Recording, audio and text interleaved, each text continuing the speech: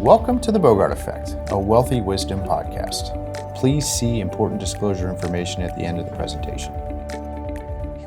We were talking a little bit about before we started, yes, right? Yes. Like the proverbial alphabet soup yes. of advisors, and you can see all the little designations yes. and acronyms behind their names.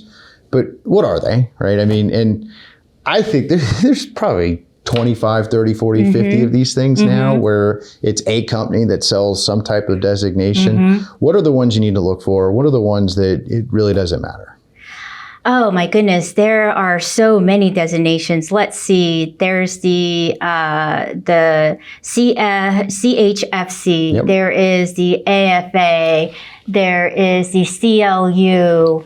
And then CFA, CFP. Exactly. But when you're looking for the right financial advisor, I think the Certified Financial Planner designation is the gold standard. Yeah, I mean, that's the CFP. Right. And yes. Again, we're biased, right? We're both CFPs, but I would agree with you, right? If you're looking for a financial advisor that ultimately is going to be able to grow and satisfy all of the needs of a let's just say aging and growing household, yes. right? From education all the way through to retirement and beyond, certified financial planners are probably the gold standard. Yes. Right. Yes. So, and again, we're biased, but I would tell you if I'm looking for an advisor for myself or my family, they have to be a CFP. Yes. And tangentially, right, I've had a lot of clients ask us, what about the recommendations I make to my kids?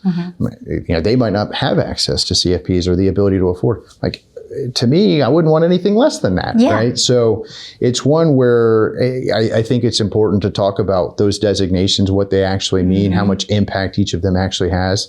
I think at this point I carry 2 designations. I probably have a couple more that I could keep behind my name, but then it gets to the point there's more letters of designations than my name itself, right? Why? The previous podcast was intended for general information purposes only. The information discussed is no substitute for personalized investment advice from Bogart or another investment professional.